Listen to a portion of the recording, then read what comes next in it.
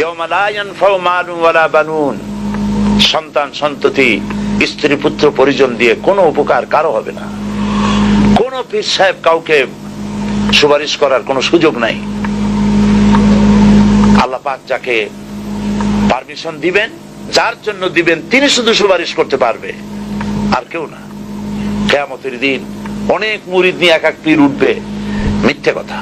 ওয়াকুল্লুহুম আতিহি ইয়াউমাল কিয়ামাতি ফারদা, আল্লাহ পাকের দরবারে একজন একজন করে হাজির হতে হবে। আল্লাহ পাক বলেছেন, আমার কাছে একজন একজন আসবা।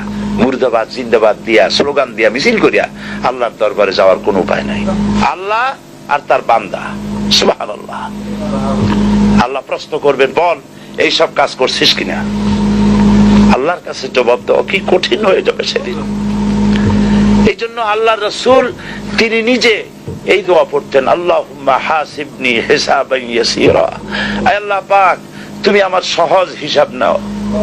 তো রাসূলুল্লাহ যদি সহজ হিসাব চান, তাহলে আমাদের উপায় কি? আল্লাহ তুমি আমাদের সহজ হিসাব নিও। রাসূলুল্লাহকে প্রশ্ন করা হয়েছে, হুজুর সহজ হিসাব কি? হুজুর বলেছেন, আল্লাহ যাকে মাফ করতে চাইবেন তাকে একটা পর্দার আড়ালে নিয়ে যাবেন, জিজ্ঞেস করবেন, এই বান্দা এইসব কাজ করছো?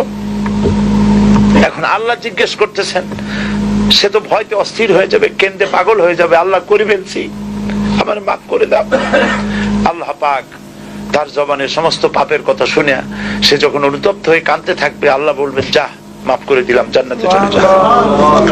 এইটা হচ্ছে হিসাব ইয়াসির।